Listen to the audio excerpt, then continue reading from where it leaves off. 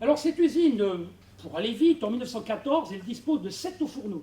C'est encore dans le cadre des Journées du patrimoine que la médiathèque La Pléiade a accueilli mardi soir un public venu nombreux pour assister à un apéro-échange autour du monde de l'usine raconté par l'historien Jean-Jacques Sittek. Puissance de l'usine de Rombas en 1914, c'est 510 000 tonnes de fonte brute par an. C'est donc dans cette ancienne école protestante de l'usine de Rombas que l'historien a su capter l'attention d'un auditoire qui a voyagé du début de l'ère sidérurgique à son déclin, en passant par son apogée, ses grèves et ses manifestations au début des années 80. Une histoire de l'usine en Lorraine qui n'a pas son équivalent en France, voire dans le monde. La sidérurgie en France a été très disparate. Le premier département au XIXe siècle sidérurgique pour des petites unités, c'était la Haute-Marne. Comme quoi, vous voyez, et tous les départements avaient des petites forges. Mais l'explosion qu'il y a eu au XIXe siècle en Lorraine, c'est absolument unique. Et le bassin ferrifère qui a été découvert à Briey était un des premiers du monde. Briey, qui est une petite ville, figure quand même sur tous les atlas géologiques du monde entier. Et donc c'est la première fois aussi au monde, et peut-être une des seules, où on a implanté une sidérurgie sur les productions minières elles-mêmes. Une course-poursuite entre les Français de l'autre côté après Moyeuvre et une course-poursuite entre les Allemands de ce côté. Ils vont réaliser... Si Jean-Jacques Sittek est revenu sur la naissance de la sidérurgie à Rombas, développée notamment sous l'annexion allemande à la fin du 19e, début 20e siècle, et a rappelé aussi les spécialités comme la fonte, l'acier ou les pales planches, il a également abordé des aspects moins connus, comme la mise au point par les Allemands d'un procédé qui a changé la vie des Rombasiens, mais pas seulement.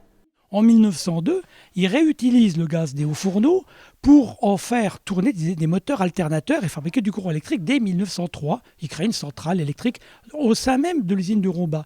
Et à partir de 1903-1904, eh bien, la commune va être éclairée. On va exporter par des fils électriques, évidemment, dans toutes les vallées, les usines minières qui dépendent de l'usine, comme Sainte-Marie-aux-Chênes, comme Montois-la-Montagne, qui aura le courant en 1904, alors que Briey l'a eu en 1930. Voyez. Et on vendait aussi le courant aux Messins, qui voulaient évidemment développer le courant électrique à toute vitesse dans leur grande ville. L'école, même l'étranger d'origine, pouvait aller à l'école gratuite, obligatoire, mais pas laïque. Autre impact de l'usine sur la vie quotidienne des Rombasiens, l'école.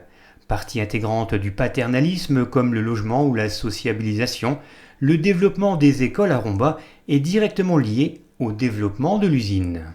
Donc on a créé des écoles primaires. Il faut savoir que la législation allemande est en avance de 10 ans sur la législation de Jules Ferry. Donc on a déjà en Allemagne l'école gratuite et obligatoire. Et comme on est allemand de force, c'est la première annexion, eh bien on va quand même bénéficier de ces lois allemandes sur le développement de l'enseignement. Donc l'école primaire sera choyée, l'école confessionnelle protestante évidemment aussi, puisqu'il y a plus de 2400 Allemands protestants à Rombas en 1914 à peu près. Mais les Allemands, pour leur cadre, vont développer une école privée en 1898, la rue de l'Usine, qui va devenir ensuite une école privée supérieure, qui va devenir un collège en 1908 et qui va devenir le premier lycée de Rombas impérial de Lorraine en 1914, où les premiers passeront l'Abitur en 1914, le bac d'aujourd'hui. Voilà pour ces petits, ou plutôt pour ces grands faits historiques, abordés comme toujours avec passion par Jean-Jacques Sittek. Cet apéro-échange nous a replongé dans un siècle de sidérurgie dans notre vallée, ayant laissé la place aujourd'hui à 500 hectares de friches industrielles et à un nouveau défi de taille, la revalorisation de ces friches, avec notamment le projet des Portes de l'Orne.